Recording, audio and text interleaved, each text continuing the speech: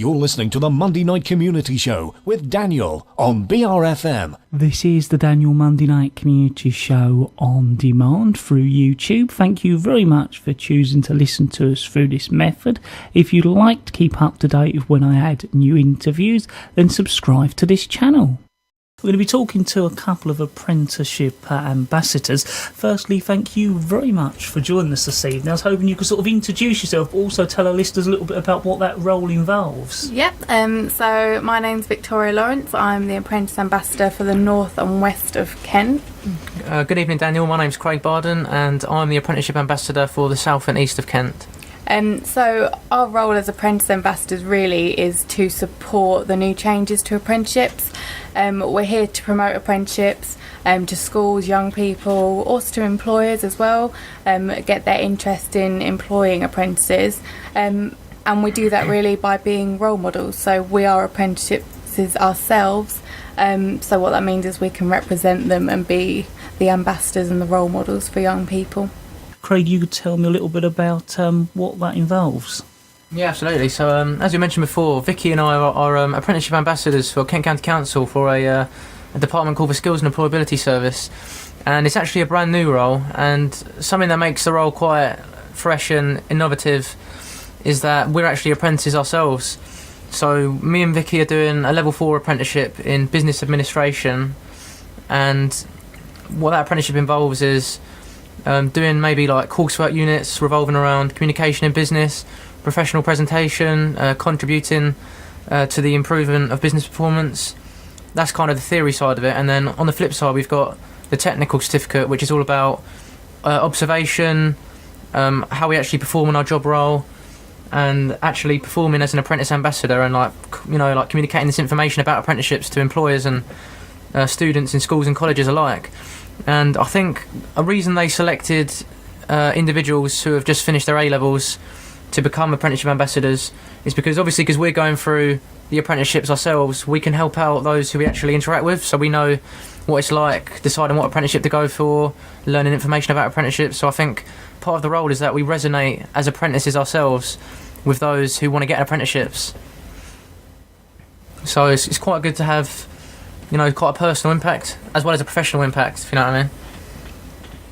So is it kind of a dual role? There's the apprenticeship, but also you're going out as this ambassador. It's kind of two areas. Yeah, kind of, when you go into a school, you say, I'm an apprentice ambassador, but I'm also an apprentice myself. So you have the job role, which is to promote apprenticeships, but also our actual learning side of being apprentices. So sometimes it's a bit confusing mixing the two, but actually I think it makes us more prepared to explain what apprenticeships are all about, because actually we're talking from our own experience. We're not just talking about stuff that we've been taught, stuff that's on the government website. We're telling them how an apprenticeship has worked for us and from our own experience. And I think certainly when I go into schools, I say to them straight away, I was only in sixth form 2 years ago, and I think that makes them instantly connect with you a bit more, because they kind of think, actually, this person's only recently been through what I'm going through. So it helps them to sort of feel a bit more open to you and, actually ask about your own experiences. And a lot of people, ask some really great questions towards me. Did I feel right about my decision? What was sixth form like for me? Was it a hard decision to make doing an apprenticeship instead of uni? So I think definitely 100% the role was right to do it, have two young people as apprentices doing the role. I was hoping you could let our listeners know what you're what you do on a day-to-day basis. So I can remember when I went for the interview for this job, I asked, am I going to be sitting in an office all day? Because I don't think I could do that. And it's a definite no. We are doing different things, and I think we've both been surprised by the opportunities that we've had. So it started off just going in, doing assemblies in the schools about apprenticeships, but that's really broadened because the schools have been really creative and helped us to create different ways of doing that. So we do workshops, we get students signed up on computers, we do one-to-one sessions, take part in their careers events in whatever way they see fit, on their focus days. So it's kind of really broadened, and we do a lot of different things with schools, and it's really refreshing that they want to sort of find new ways to introduce their students to apprenticeships. So that's sort of one side. What we do is the schools, but we've also had a lot of other opportunities. So we go to a lot of meetings, around young people and how we can support young people into the next steps in their lives. But also, events. We've been to Kent Vision this year, where we did a presentation to employers.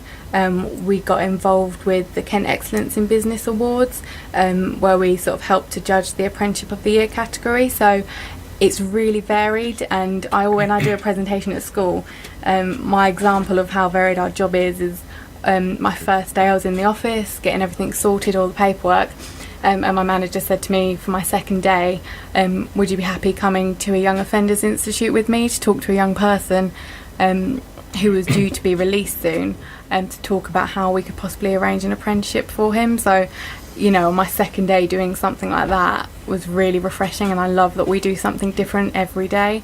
And the schools are great with that. Like, they really want to find new ways to support their students, and that's really great for us.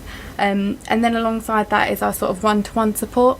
So through our website, Apprentice Kent, we can get in touch with young people and offer support. So it doesn't just have to be through a school. It can be, if they just need us to look for vacancies and sort of give them a bit more information. We sort of do a lot of work to support that, and Craig and I have a big list of young people that we like to support.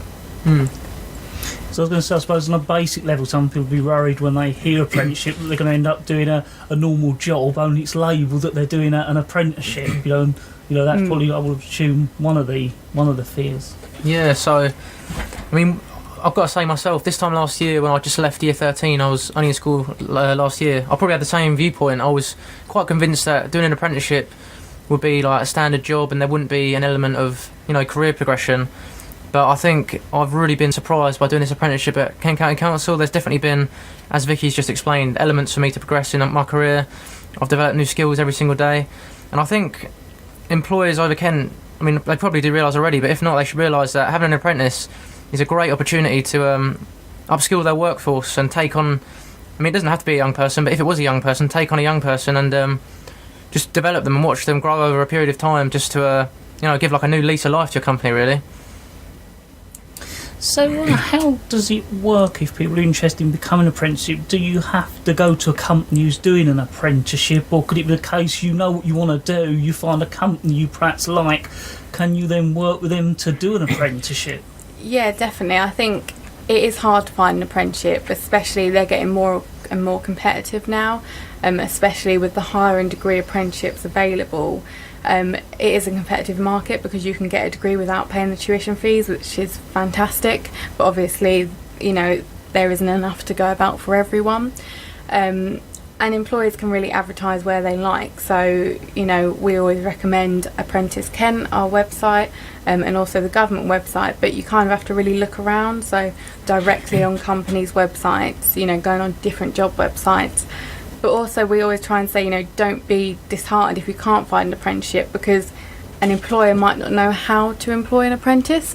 So you might find somewhere to work for, and that's something that our service can offer support towards, creating an apprenticeship. It doesn't already have to exist. As long as the qualification, the standard or the framework exists, it can be created, and Craig has helped someone to do that, haven't you? Yeah, so as an example, if you're listening now and you're an employer in anywhere in Kent and you're thinking, I'd definitely like to start my own apprenticeship scheme, but I've never really started one before, or I'm a little bit lost, I'm not really sure how I go about starting that, you can get in touch. We'll supply the information, I'm pretty sure, on the website, and we'll give you our contact number at the end of this interview.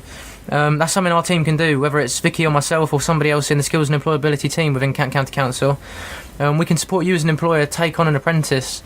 So just as an example of that, I was speaking a while ago. There was a young person who was really interested in doing like a horse management apprenticeship in Faversham, but she'd never really know much about apprenticeships. We found an employer that would like to take her on as an apprentice, but that employer didn't really know much about apprenticeships. They didn't know how to advertise, for instance. They didn't know what training they would need. They didn't know how to get in touch with a training provider. So I worked quite closely with that employer, and we developed quite a close working relationship. I got to know what kind of training they wanted, and we managed to find, over a period of time, working really closely, an appropriate training provider, so that apprenticeship could could firstly happen, and secondly be as successful as it possibly could. I was going to say, so it's quite interesting. So as well as you working with the person who wants to become an apprentice, you're actually working with that company as well and giving them support. Yeah, definitely. It's really nice for us. We speak to such a range of people, and it's not just young people, it's their teachers, it's their head teachers, the careers advisors, the staff within the council that we speak to, and employers. And I've met so many people from so many different companies now. That's been great for Craig and I think, and it's one of the things I try and emphasise to people, is that by doing an apprenticeship, wherever you do it, networking and meeting people within that company or outside that company, that's great for your career progression. Sometimes it is about who you know, not what you know. Meeting all these people and proving yourself to them, I think, can make you really successful, and I think that's what's really good about doing an apprenticeship, who you meet. And I was hoping you could talk a little bit about the mix of apprenticeships and perhaps some of the misconceptions as well. Yeah, absolutely. So when people talk about apprenticeships, a lot of the time they have a lot of misconceptions. I know myself, I had all these misconceptions that Vicky and I are about to speak to you about now. So one of the main misconceptions people have at the minute is that apprenticeships are only valid for a certain age group, like you can only get funding for a certain age group. So some people believe you can only get funding for apprentices if they're aged 16 to 18. But as of April this year, there's been a massive change to the way that apprentices are funded, and that massive change in the funding is something called the apprenticeship levy. And you'll be able to find information on that on the government website. And what the apprenticeship levy means is that you can be 16, 18, 25, 40, even up to like the age of 70 and beyond. It doesn't matter what age you are, anybody can be an apprentice. So that could be somebody doing an apprenticeship for the first time. It could be you're a company and you want to upskill your workforce, for instance. You could put an existing member of staff on an apprenticeship scheme to give them new skills. So it doesn't matter what age you are, anybody can be an apprentice. The next sort of myth is the wage, really. The minimum wage at the moment is £3.50 an hour, and all that does sound awful, especially for adults. It's not what everyone pays, so £3.50 is the minimum, but employers kind of understand, especially when you get to the higher level apprenticeships. If you pay £3.50 an hour, particularly so for Craig and I, we need to think about running a car, travelling all over Kent. It's unrealistic to be paid that. So employers do think about that, and I think they do know if they want a higher standard of apprentice, then they want to expect more out of them. They do have to pay a bit more than that. Also, it's all about development. So I think even if your wage is £3.50 an hour, you kind of have to think about it in the sense that you are starting as someone who is unskilled in that area. So the whole point of an apprenticeship is to develop you and teach you. So, a lot of employers will, increase your wage as you go through the apprenticeship, as you become a more valuable member of staff, as you learn them skills. So, it's something that I stress people not to be put off by, especially when you think of the money that the employers are putting into your training. So they have to pay for your training, and particularly if you're going to do a degree apprenticeship, that's £9,000 a year that you're potentially not paying and still getting a degree. So I think it's really important to think about them two things. You are coming in as potentially an unskilled person in that sector, and also the employer is almost subsidising your wage because they have to pay for your training. But there are some fantastically paid apprenticeships. I know, 12,000 plus a year, even 21,000 I've seen apprenticeships at, and degree level. So, there are fantastic opportunities out there, but just, think if, you go to do an apprenticeship instead of college, if you're at college, you're not being paid for your time there. So it's kind of, you have to think of it as a bonus, and, and some money's better than none. So, I always urge people not to be put off by the wage. The third massive apprenticeship myth. This is probably the one that I believed the most until I got into this apprenticeship myself. Is the range of apprenticeships available. Growing up, my dad was a painter and decorator, and he still is to this day. And I'd always heard about the apprentices that he had on site and the apprentices that he was teaching. And for some reason, I had it in my head that apprentices were only for like the labour-based trades, like construction, painting painting and decorating, for instance. And I personally find that when I speak to a lot of young people in schools, they have this misconception too. But I was really surprised to find out that you can be an apprentice in more or less any job role in the market at the minute. So, as an example, you could be an apprentice in all the labour trades like construction, bricklaying, painting and decorating, as well as other trades such as business, like Vicky and I are doing at the minute. You could be an apprentice in science, so you can be a lab technician. You can be an apprentice in like a teaching assistant, sports coach, anything along those lines. The range of apprenticeships available is so massive, and every single day they're developing new apprenticeship standards and new apprenticeship frameworks. As an example, they've recently made like a legal standard, so you could actually train in theory without going to university to be a solicitor right the way up to level 7 degree standard. So that's quite groundbreaking in terms of what's on offer now that wasn't on offer before. So it's really important to note that the range of apprenticeships available is so diverse and so wide. The sort of final myth that for me definitely was what I thought when I was in sixth form is that apprenticeships aren't as valued as higher education or university. So when I was at school, I applied for university, and I thought, to be honest, that was the only way you could sort of get a good career in life. You know, you had to get a degree, you had to go to university. But actually, especially now, it's completely not the case. Some professions you do have to go to university still, but like Craig says, you know, there are law degree apprenticeships now, business degree, management, engineering, things like that, some really great degree apprenticeships that exist now. And, you know, you still go to university to get that degree.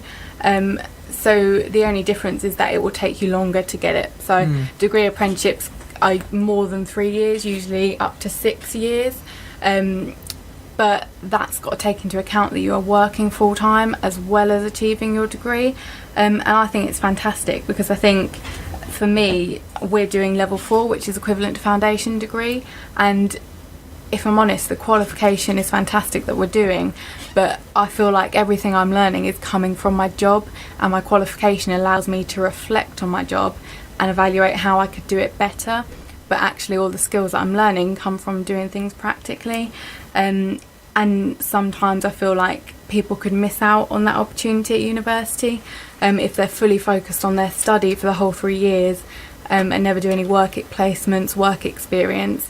Then there is a risk of, you know, potentially people coming out of university without work skills. And it's a struggle working full time. I don't think people realise it. It definitely shocked me when I started working full time. You don't realise you know, the difference between that and education. And I think to, you know, gain that skill while you're gaining your qualification is fantastic. And, you know, there's no difference between getting a degree apprenticeship and a degree the normal way. So when you do practice, I don't know, the university route, you might do some sixth form time, then you might move to a college and then eventually a university. So you could potentially go to 3 different organisations. Mm-hmm. Is that the same for apprenticeship, or do you tend to stay with the one employer right to the end? Really depends on you. So for us, we did our A-levels at school, which are level 3 qualifications, and then we've moved on to a level 4. Some people might do level 2, level 3, level 4 apprenticeships all with the same employer. It really depends on where you start and where you want to go with it, really. So for us, you know, if we wanted to move up to the level 5, we could potentially stay on at Kent County Council if there was the opportunity for that. But there's no reason why we couldn't go somewhere else and get a different apprenticeship. So it's, you know, it's good because you might want to stay loyal to the company you're with, and, you know, they could potentially help you work your way up the career ladder. And I think there's some real successful stories for people who have done that, you know, started right at the bottom on their level 2 apprenticeship and have, you know, gone to achieve a degree through an apprenticeship when they never thought that degree was their route, just because of how successful they've been in the workplace. So, you know, it's really nice. You can do it either way, and it sort of depends on the employer. So I suppose another thing people might be worried about or concerned about is if they quite like the idea of apprenticeship and take it on, they might shut themselves out of ever being able to do a degree. Could they initially start off an apprenticeship but still have that opportunity to go on to do a degree? Yeah, absolutely. As Vicky's just mentioned, somebody springs to mind, somebody in our team, he started level 2 after his A-levels about 7 or 8 years ago. and over the course of that time he's progressed through the career ladder, as Vicky's mentioned. He's gained more skills, behaviours, work knowledge, theoretical knowledge related to his job role in the skills and employability team where Vicky and I are based.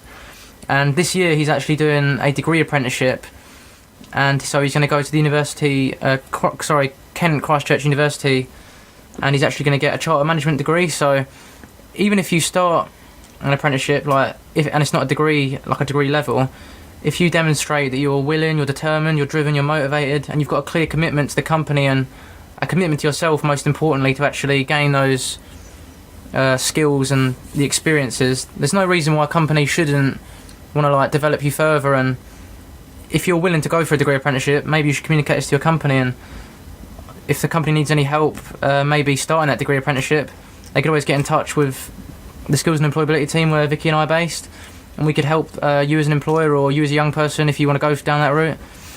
Yeah, it's all about the individual really. I think it's how willing you are to work, how hard you're willing to work, and how much you want to go for that higher apprenticeship. And I was hoping to sort of finish off, if you could go over any useful contact details. Of course, anything else you'd like to get over to our listeners? Yeah, absolutely. So we're going to quickly speak about a website that was launched by the Skills and Employability team last year, and it's a website called Apprentice Kent. So the website address is www.apprenticekent.com, and that link will be available on the Isle of Sheppey radio website, all social media kind of thing, in a few moments' time. So the idea of the website is that you go onto the website and you click on the catchment area of Kent you live in. So say, for example, you lived in Sheerness, Sittingbourne or Minster, for instance, you would type that into the website or click on the actual area, and all the apprenticeship opportunities available in that area surface on the website, so you can instantly see what's available. And signing up for the website and making an application can be as quick as 5 minutes. So the idea of the website is that it's really user-friendly, it's really easy to get your head around, and the main focus on the website is to help you make a quality application in the quickest time possible to ensure that you're successful getting an apprenticeship. And an important fact to note about the website is that to the bottom right of the website there's an orange chat bar, and that chat bar can assist you if you need any help with the website at all. So a common problem we find on the website is that somebody using it might not find an apprenticeship they like, or they can't find a particular job role that they want to do. So the idea of this chat bar is that you say, I'd like to do an apprenticeship in X, Y or Z, but I don't really know how to go about it. Vicky or I, as an apprenticeship ambassador, can help you with that. So we might be able to get in touch with an employer and maybe help start an apprenticeship scheme.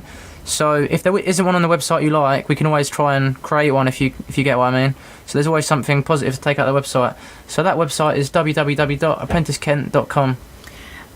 We're also here, if anyone wants to get in touch with us about apprenticeships, any questions you have as an employer, maybe a parent, if anyone working in a school is listening, or a young person, our team at Skills and Employability is here to help with anything related to apprenticeships.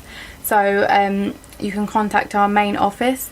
Our email is kep@kent.gov.uk, and the phone number is 03000 414 005.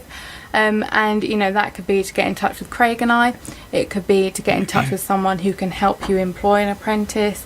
It could be someone to give you information about the apprenticeship levy, anything really. So you can get in touch, and if the person on the phone can't answer your question, they will be able to direct you to someone in our team that can. So please feel free to get in touch if you have any questions at all. And that number's open 8 a.m. to 6 p.m. Monday to Friday, but if nobody's around you can always leave a message and we'll be able to pick it up as soon as somebody's in office. Well, I'd like to thank the both of you very much for coming along. Thank you for having us. Yeah, thanks for having us. So that is us talking all about apprenticeships here at the Monday Night Community Show this evening.